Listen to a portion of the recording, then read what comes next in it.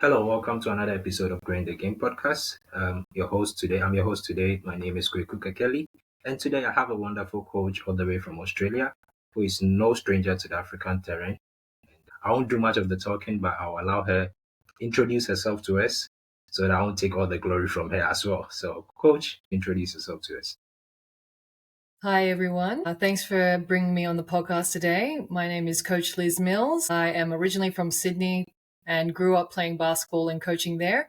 But since 2011, I have been a head coach for men's club teams and national teams across the continent. That's nice. That's a good resume you've built for yourself in Africa, and we hope you continue doing the work. So today we're just going to dive into some few points. We want to know your journey. We want to just know about your journey so far in Africa, and we want to know how you see the African basketball from your perspective.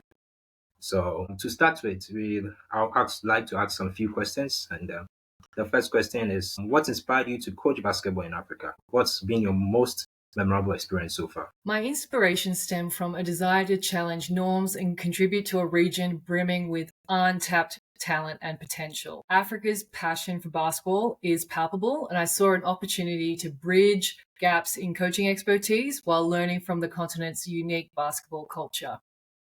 I think for me, one of my standout memories in more recent years is leading Bangui Sporting Club to the Western Conference title of the Road to BAL and helping them qualify for the 2024 BAL, which was a first for a team from the Central African Republic. That's nice about that. Moving forward, how do you approach building a strong team culture, especially in a diverse and dynamic environment like Africa? Well, building a strong team culture in Africa is about embracing that diversity and the dynamic nature of the environment as a strength. My approach is rooted in fostering a sense of shared purpose and respect. It starts with clearly defining our team's values and ensuring every player understands their role within the team framework. I spend a lot of time one-on-one with each player, encouraging open communication and learning from their perspectives and understanding that our different background and experiences bring unique insights to our team. It's about creating an environment where everyone feels valued, empowered, and committed to something bigger than themselves and transforming potential differences into powerful strategic synergies on the court. That's something we actually would like to be seeing more, because if we see people being motivated this way, then I think we could have more coach meals on the continent of Africa's coaching teams.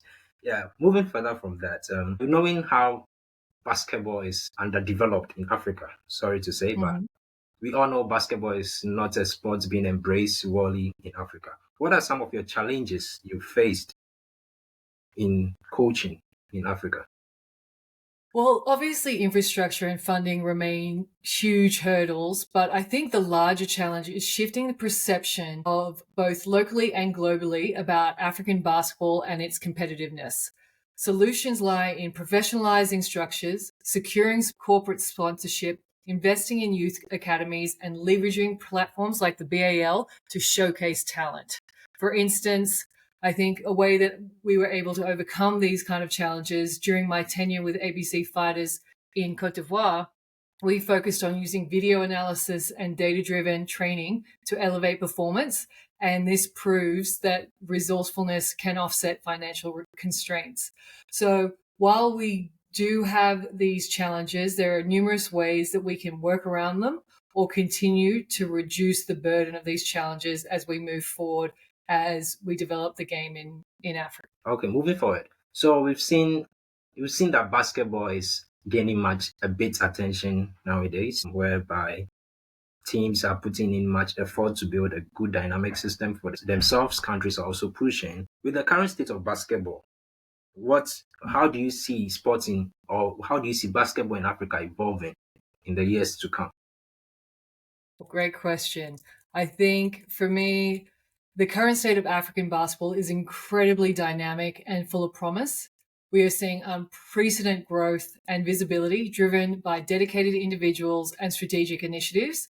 I see the sport evolving towards greater professionalism with more structured leagues, improved facilities, and enhanced opportunities for players and coaches and teams in Africa and globally.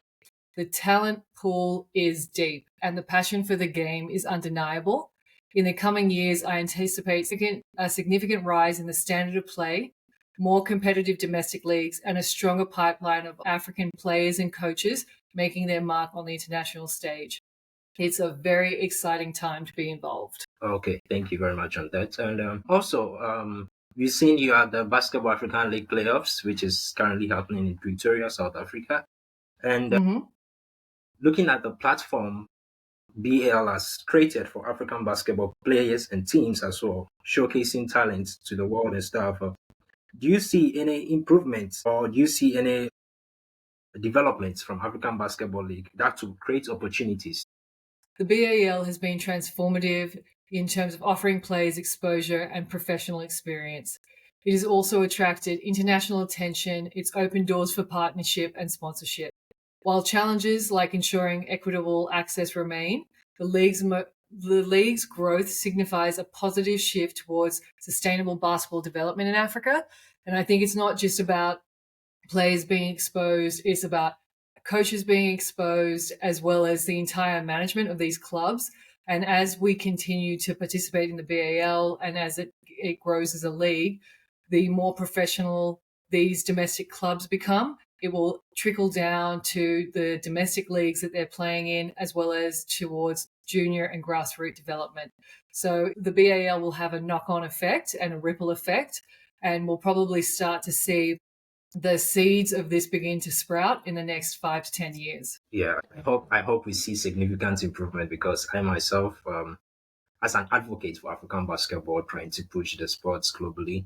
In Africa, what we mostly do is to talk about the NBA, the Euro League, and we abandon our own leagues here.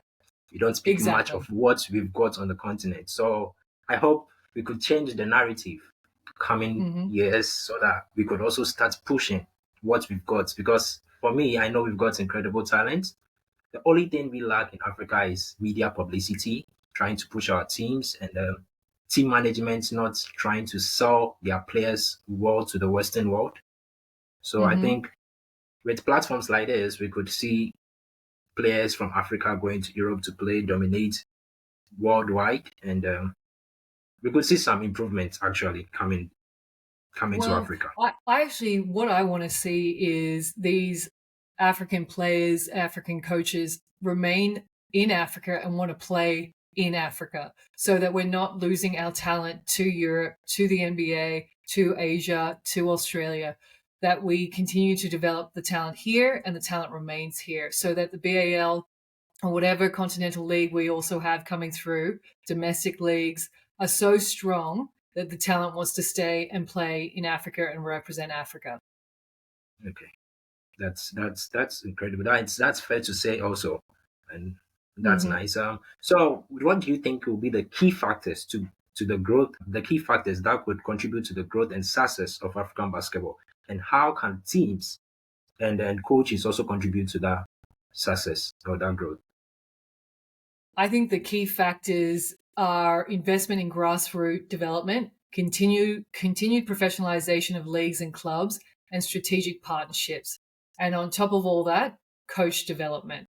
So teams and coaches have a crucial role to play in all of these. At the grassroots level, for example, coaches can champion youth programs, identify and nurture young talent, and instill fundamental skills.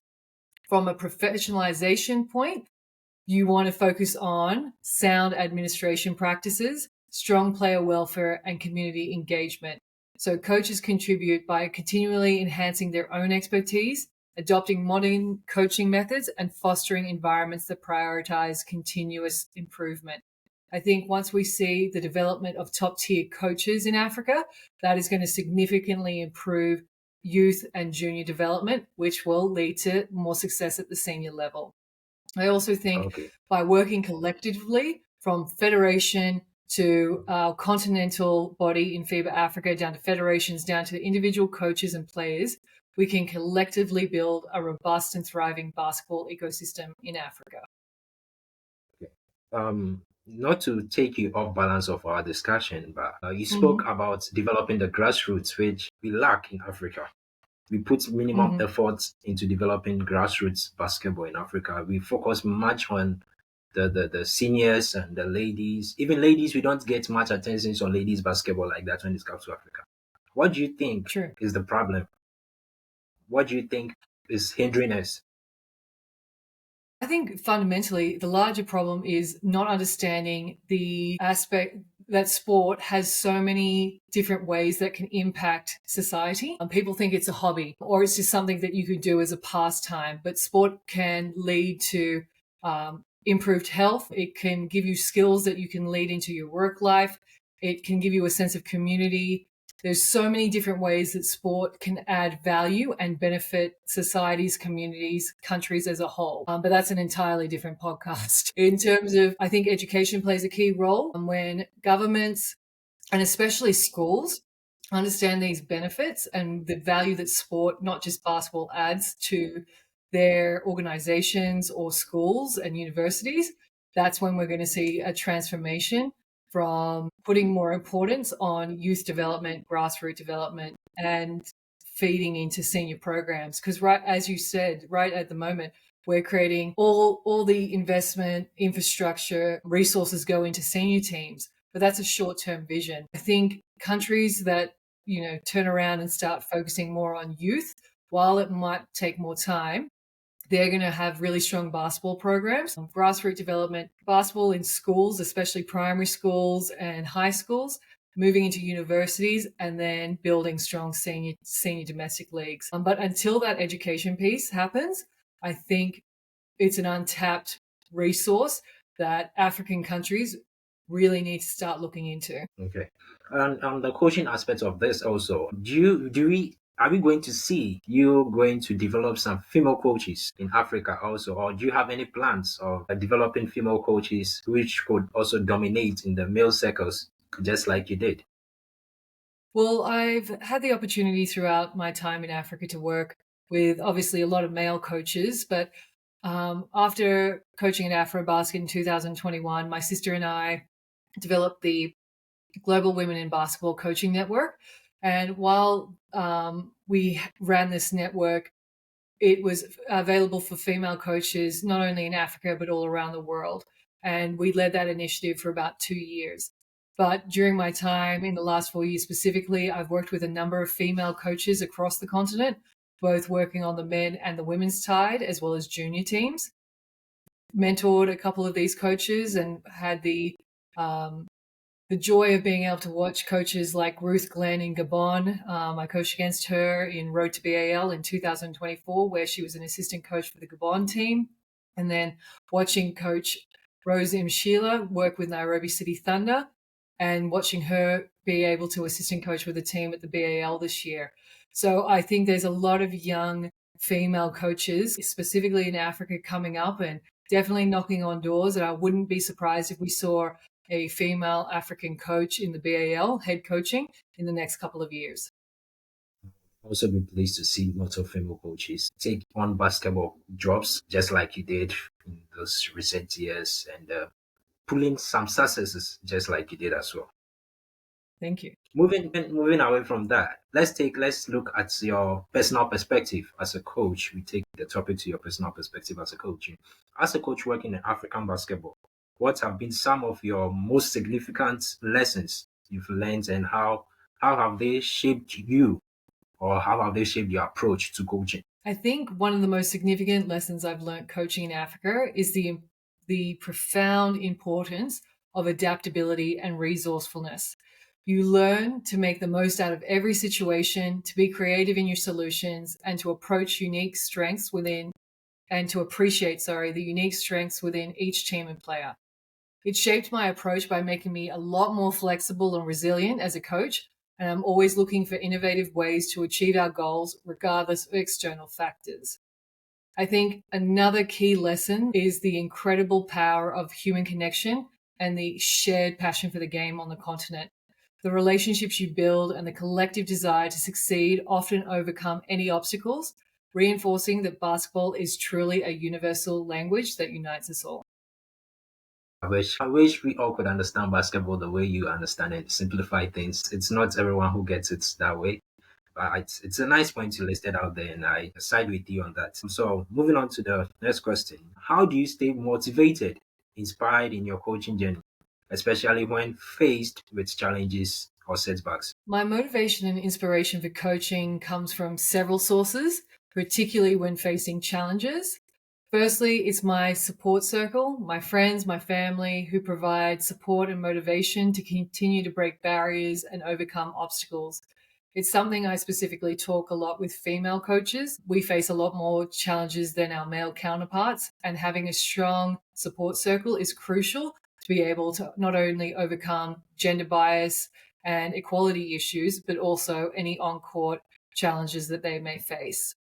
Secondly, it's the constant pursuit of growth and improvement for myself. I love the challenge of finding new strategies, adapting to different contexts, and learning from every experience. And finally, honestly, it's the players I get to work with and the vision for African basketball that keep me inspired. Knowing that I get to work with many of the best players in Africa and that I have the opportunity to contribute to something bigger than myself is a powerful driving force that helps me navigate any setbacks with a positive outlook. That's nice. That's a nice and positive way to go about your journey, and yeah, I'm really inspired a bit since I'm also want to take on the coaching career. I think I'll use this Oh, yeah. point to motivate myself moving forward after maybe I hang my boots from playing. Yes. Play as long as you Exactly. can. You can always coach forever. Exactly. So, taking me to my last question about your personal perspective, what advice would you give the young coaches or players looking to make a career in Africa? For young coaches and players looking to make a career in African basketball, my primary advice is to embrace the journey with an open mind and be resilient in spirit. For coaches, it's about being a student of the game, but also a student of the culture. Understand the nuances of each country and its basketball landscape because you have to be adaptable, you have to be resourceful, and always prioritize building strong relationships. Because at the end of the day, being a coach, the most important part of your coaching career is your ability to build relationships with your players. And this forms the foundation of anything that you want to do moving forward.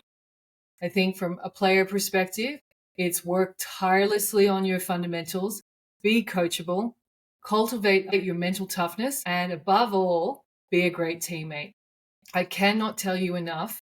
I would rather recruit a player who is, above average skill, but is coachable and a great teammate than a super talented player who is poor in character and is a terrible teammate. So for me, it's also for players, be prepared to step outside your comfort zone and seize every opportunity to learn and grow. Both coaches and players should view challenges as opportunities for growth and understand that their contributions are vital to building a vibrant future for basketball in Africa. The continent offers incredible opportunities for those who are passionate and committed. Thank you for that. And are we to see you coach any male teams or coach any team soon in Africa again? I expect to be back next season. I've enjoyed my time away, but I will be gracing the sidelines sooner rather than later again. Okay, so moving away from the coaching perspective, coaching journey, and everything. You've watched the few games being played at the playoffs recently in Mhm. Pretoria, and we Yep. want to take your view on each and every game that has been played so far Okay.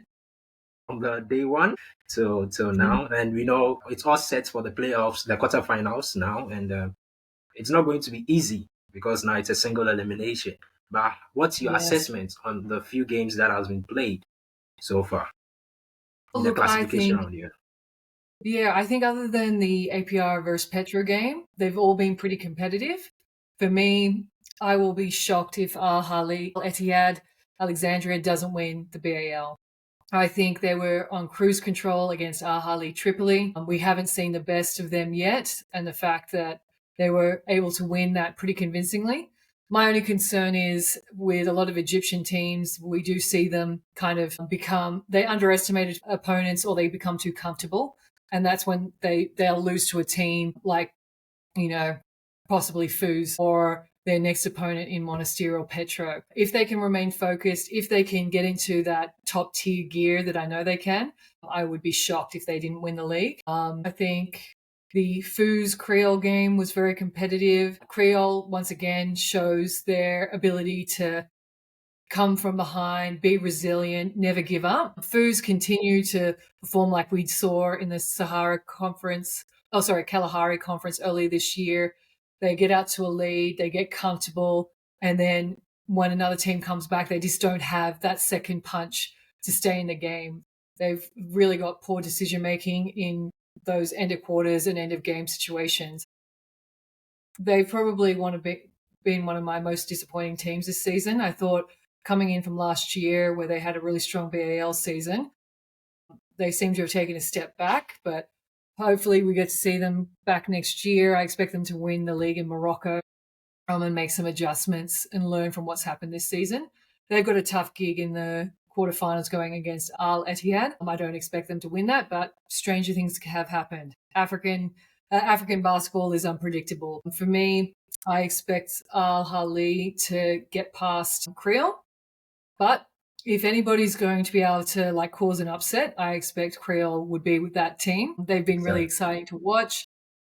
And then we've got Petro Monastir in the other quarterfinal. Petro was very disappointing yesterday. Didn't shoot well, didn't attack the rim. I was very disappointed with the rotation that I saw. A lot of players, quality players sitting on the bench, but it's a seeding game. Winning doesn't necessarily matter all that much. So I expect them to bounce back against Monastir, and they feel comfortable against a team like Monastir. I think in their mind, they'd rather play Monastir than a team like APR. They match up better with Monastir. And so that quarterfinal, I think, is probably going to be one of the best ones that I'm really looking forward to watching over the next 2 days. And then finally, we've got APR versus River Hoopers. APR put on a dominant performance, but like we saw in the NAL conference, they're capable of playing really well, and they're also capable of playing appallingly, where the defense isn't as intense. The offense dries up. I think Nunio Moot is a great addition for them. On the offensive end, he gives a lot away defensively, unfortunately.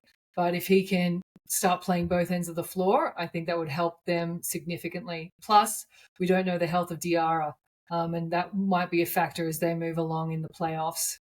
River Hoopers, a little bit disappointing yesterday. I know Kelvin is battling some slight sickness. I think that was clearly shown yesterday.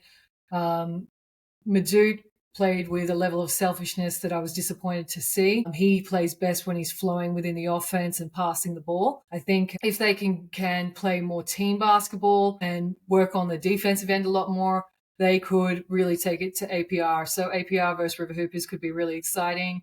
I thought Raphael Putney was amazing last night. Didn't know why he sat so much. So some of those lineups were questionable. I think that's what has been interesting, seeing some of the tactics and lineups the coaches have used in the seeding game. And maybe they're just throwing different lineups out there because winning or losing doesn't really matter in those games. But I'm really excited to see who wins the quarterfinals. And who do you think? Who's your money on for the next games of the next 2 days? BAL has taught me to be wide-minded. Yes. From watching about this, yes, I can't narrow my expectations to run the auction, but I'll give it to the North African country teams because from the past seasons they've dominated and shown us that they are doing something right, whereby the other African sides are not doing. Because we had Zamalek win it in the first season, we had US Monastir win it in 2022. Ali came in their first season in 2023, took it as well before Petro win it. So I think my money will be on Al Ali, Tripoli, and Al Ittihad from Egypt. Okay. Though I'm rooting for Nigeria, my neighboring country. I'm rooting for Nigeria strongly, but I still think they lack something because from the past years, I've seen Coach Ododo has been doing he trusts his starting five more than his bench, which I've seen in his past coaching experience. He likes to use the starting five more often, and I think fatigue sets into the team, and when he benched those players, he's not able to get the needed results again. And we saw that this year again in the conference games. And I Mm-hmm. hope maybe he could do some corrections and I could River Supers could pull some strings. But my cards are on Al Ittihad and Al Ali Tripoli because they've been dominant so far. Mm-hmm. I know these two teams will want to prove a point to each other because they are both in North For sure. African countries. You know, they went Mm-hmm. 6-0 in the conferences. So Yeah. the battle is still on. The battle is still on between them.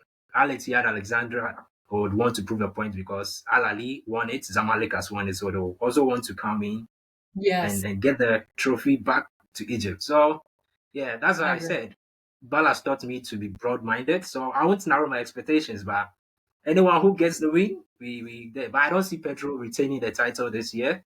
Though they've got some exciting teams, but I think they missed out on some key players, and I think it's affecting them as well. And I think the system they are trying to build in believing in their traditional players, in their local players, I think it's high time they change the narrative, try to blend in the imports a bit because teams have woken up to their system of play, whereby we Yes. see Dundao, we see Gaku, we see the likes of Galoff or and the rest. They Yeah. play on the court unitedly as a team. But I Mm-hmm. think other teams have noticed the way they play as the Angolan team, and I think Yes. they are they prepare for that. So now we are not going to see that kind of play from them as natural traditional players again. So I think they should try a way to blend in the imports as well. Because yesterday we see Kendrick Ray wasn't fitting into the system well. Though Sam Kelo came in with some power in the second half, but he was benched and I think he just went off key like that because he sat on the bench for some key time. And they are being aggressive. I think would affect them a bit because we saw APR use that against them. Mm-hmm. APR used their aggression and put them in a foul Yep. trouble, whereby almost like 5 or 6 players were almost in foul trouble. And I Yes. think yeah, that should change. That should change as well. I agree. APR has got a strong team. They are here to redeem themselves from the failure of last year. But I think it goes beyond just trying to redeem yourself in this stage because most teams are here also to redeem themselves. So if you go into a tournament with a mentality of redeeming yourself, I think you are limiting yourself as a team as well. You should play I to agree. win, not to just redeem yourself. So they've got some quad matchup in Doi, Diarra, as you said. If he's fit, then fine. But if they miss out on Diarra to an injury or something, then there will be a problem. There will be a big question mark for um, Yeah. I APL. agree. Though they've got I think Nuni, they built too much of their offense and defense around him. And so when exactly. he's not there, it's such a massive impact. Yeah. But I think they've got a coach who's, first year in Africa, and Mm, obviously Diarra is a highly talented player, but it's a bit of a rookie mistake to rely build a team solely around you. around one player. But I've actually been really impressed with the Rwandan local players. They've done a Yeah, great for job. But sure. like you said, they've done a great job of integrating their imports in with their locals, and that's something you haven't seen with Petro. Yeah, that's what you have recently. Petro. Petro lacks that a lot, and I hope they make some changes and we see much more of them. Yeah, Al Ittihad, Al Ali Tripoli is okay. They are good. Yeah, They've got a they're good okay. team. Yeah, their team looks good. But Yeah. a friend once told me, it's not all about what you see on the paper. Hmm. It's what you deliver on the pitch as well. So I think For sure. we want to see much more from them.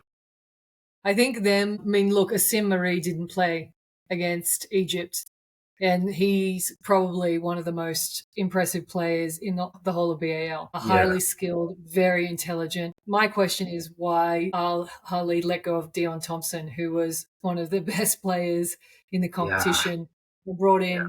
in someone else. Fabian And that's Fabian White. no disrespect to the new player.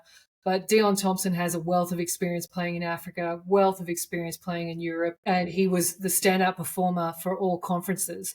So I think that was a highly questionable decision by Ahali that they might regret come semi-finals and finals.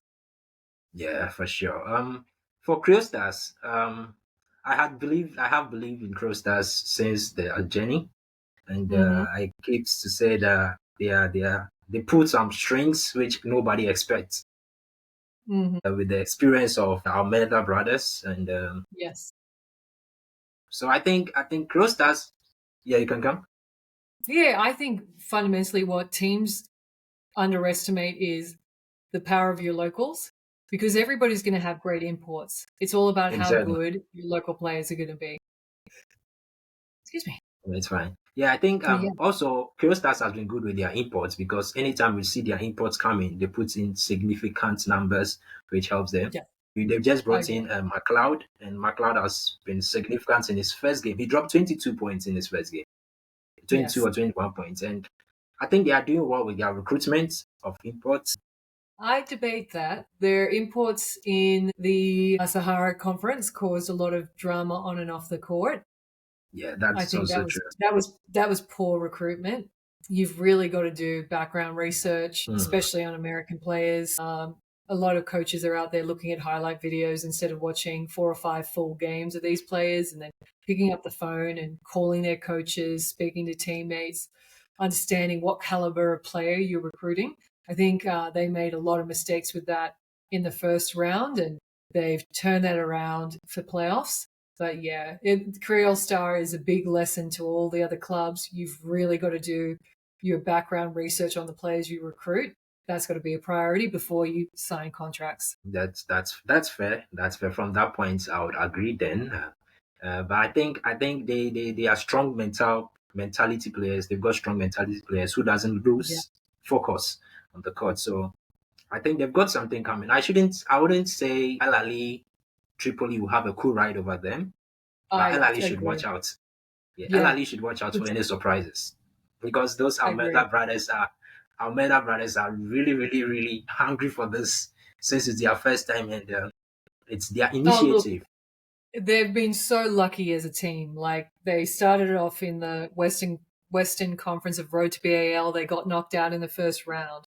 Then they got a wild card to come over to the East Elite 16, and then they, you know, they got a win over Uranani, who was considered one of the best teams in the road to the BAL in the East, and so they Exactly. kind of got a lucky break that way. And so, they've been riding this wave of really good fortune, and it's just can they continue to ride the wave, or is reality going to hit them at some stage? I've got a lot of respect for Ivan and Joel. I've known them for a couple of years and I've watched the national team for since Afrobasket, the last 10, 15 years.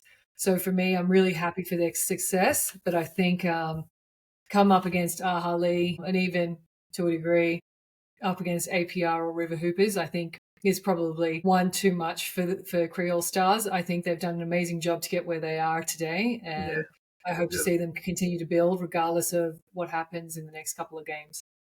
Exactly. Exactly. And going to US Monastir, Hmm. from yesterday's press conference, I heard Afiras Liani say they're trying to move from their disappointment from last season. And I don't think they've got anything extraordinary to give us in this playoffs.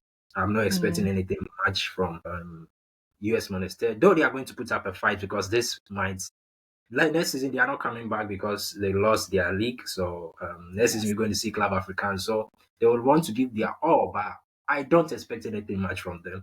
They've got Yeah. incredible recruitment in Aldrich, Adi, and Edohi, but Hmm. still I don't see anything much from them moving forward. Yeah. I actually liked number 12 Haddad that I saw last night. That's the first time I've ever seen him. He Yeah, must he's be a a French Tunisian player. local. He's a He's French French player. Tunisian.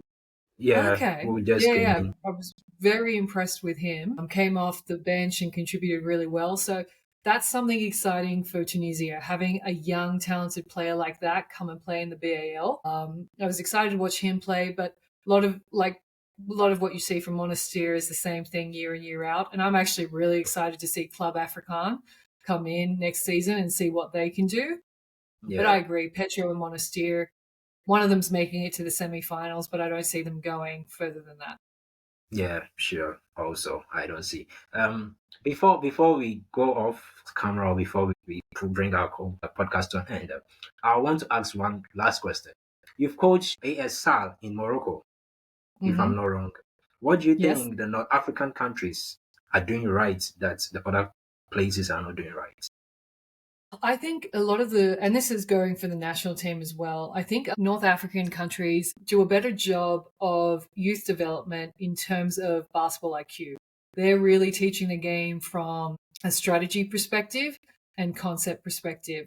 Whereas sub Saharan teams rely too much on athleticism and talent. There's not the same level of coaching that prioritizes learning how to play the game rather than just go in and be able to beat someone based on your talent and athleticism. Because obviously, North Africans don't have that same body profile or the same athleticism. So they've had to rely on being able to play the game in a more structured setting. And I think in order for sub-Saharan Africans, you see it with Cote d'Ivoire national team and the Angolan national team for a long time, where they combined athleticism and talent with structure and strategy. And that's why Angola dominated for so many years. The difference being in that Angola forgot to develop the next generation. And so that's why you're seeing the gap. Same with Tunisia, who dominated for the last 10 years. Where's that next generation of talent coming from? And so I think in terms of ASL, I was definitely able to run a lot more set plays, but almost to a degree where they want to run plays too much that they don't flow. The game doesn't flow as much. Whereas when I was with Cote d'Ivoire or coaching Kenya or Bangui, you can run plays to a set point, and then they just want a ball. And that's where you really have to spend a lot of time with your local players who have never necessarily worked with a coach who instills those kind of principles and strategies and tactics. And that's a lot of film, there's a lot of one-on-ones, that's a lot of teamwork, developing those strategies. And you've only got a short preparation time to do that. But I think if, like we mentioned earlier, if we can start that at the grassroots and junior level, that's going to really help coaches at the senior level. Because fundamentally, I should be able to walk into a BAL team or a national team and be like, okay, here's all our set plays, here are our defensive systems, let's go.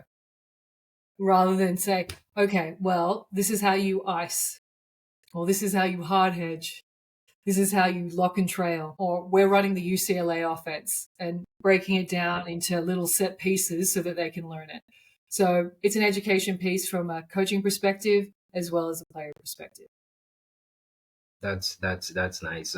You said something there where you said you run a little bit of in Bengu, you run a little bit of set plays, then players want to go. I think that's a normal African tradition where players want to flow according to their tempo, want to play the game Yes. for the fun and passion they have for it. And I think if coaches could also understand this, I think most teams will play better in Africa because sometimes I think some African teams or African players like to play a free flowing game. Mm-hmm. Even though their set play is going to be run, but at a certain point of time, they want to enjoy the game they love. They want to flow with the game. I don't know if I'm being right with this, but I Yeah, think it's something that helps a team as well. I agree. I think when you see a team just flowing, be that in transition or into a half court set, and the ball's moving, players are moving, everybody's on the same page, it's beautiful to watch. And what I always say about African basketball is you're going to be entertained regardless. Exactly. Okay, thank you very much, Coach Mills, and it was a pleasure having you on my podcast. Thank you for made it happen, and I really appreciate it. Well, thank you so much for having me. It's people like you who are continuing to help promote the game and grow the game that is so important. So thank you for everything that you've been doing as well. It's my pleasure, Coach. This is the end of our episode 6 of Growing the Game podcast. And don't forget to go watch, like, share, comment, and subscribe to our channel as well. Follow us on all social media platforms to get more content or more feed on news on Basketball Africa. Thank you very much. Yeah.